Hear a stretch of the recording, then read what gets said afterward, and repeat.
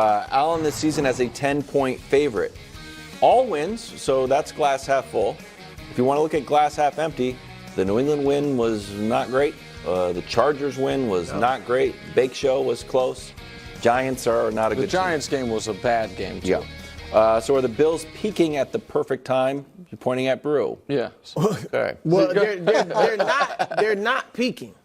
Now, they've won 5 straight, but like you said, I mean, the Chargers game, the last 2 wins have not been, or 2 of the last 3 have not been impressive.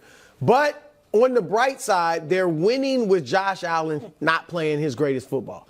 Now, I know people raved about some of the things he did last week. In the last 5 games, he's got 5 touchdown passes, 5 interceptions. Now, he's run for 6 TDs, but we're talking about throwing the ball. He's made some mistakes, and they found ways to win. And the defense has held down Kansas City, Dallas to just 10 points. Even if it's on the road, still holding them to 10 points is impressive. And so, again, even if they were playing great, I still would be like, so?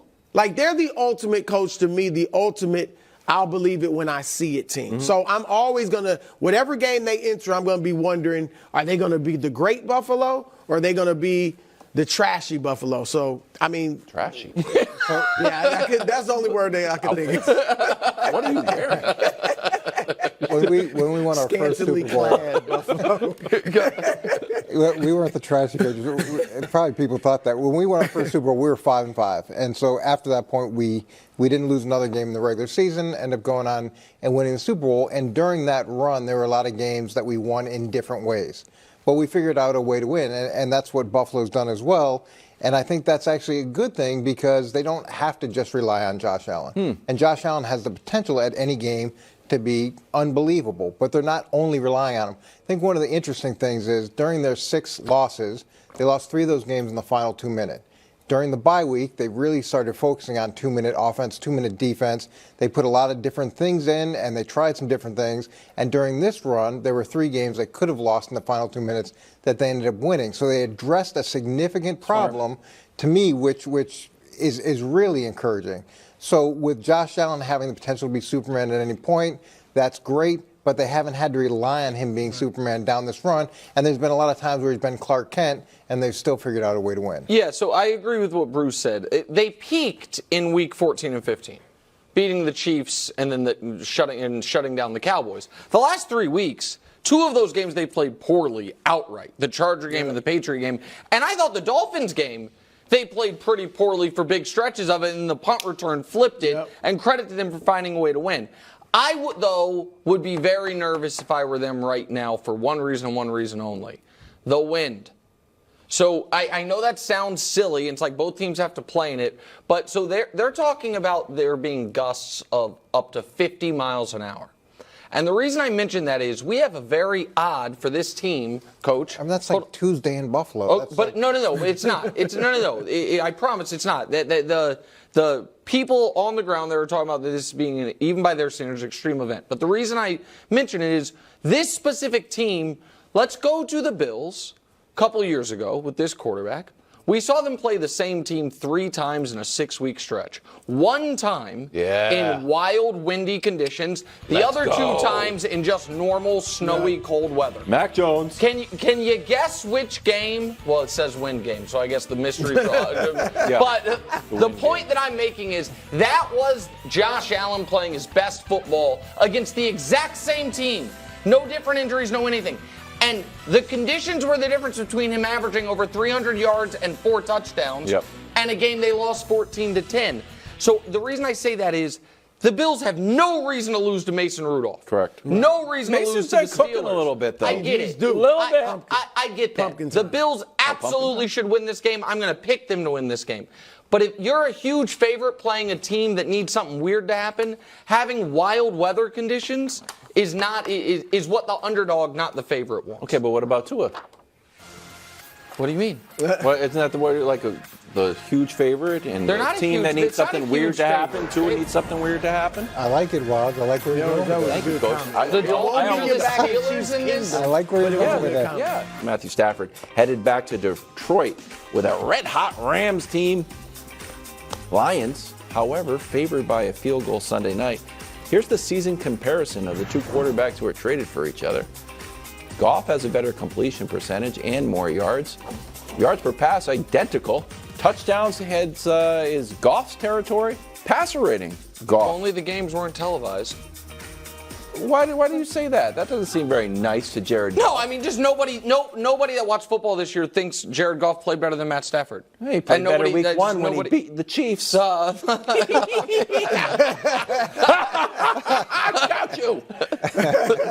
Sorry. Go ahead. Is dry January over yet? You're losing it, pal. Get him a shot. I mean, Coach, I think maybe they disagree.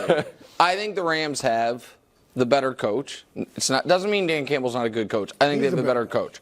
I think they have the better quarterback. Doesn't mean Goff's not a good quarterback. I think Stafford's a better quarterback. Yeah. I think they have the better defense.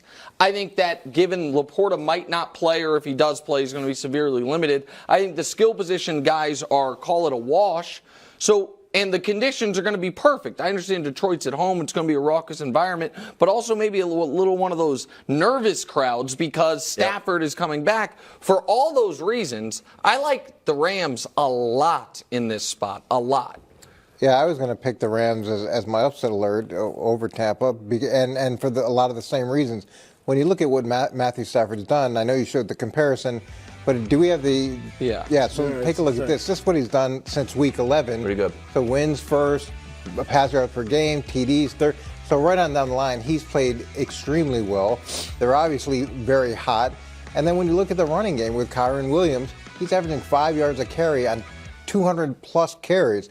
That's really impressive, and only 2 or 3 backs typically do that per season. They've averaged over 100 yards per game, I think, for the last 7 games. So you add all that stuff up together, and plus for Matthew Stafford, he's used to playing in that environment. It's essentially a home game for him, and this will be another time where he gets to disappoint the Detroit fans. It'll just be in a different way.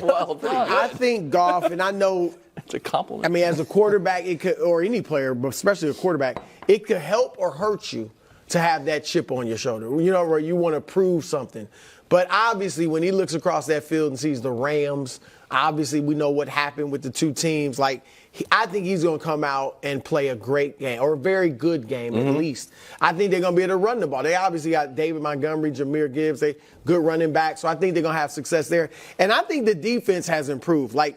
I know it's not great, but you guys know I wasn't that high on Detroit. No. But against Dallas, I thought they really impressed me. And again, to hold Dallas to 21 in Dallas, and I thought they outplayed them most of the game.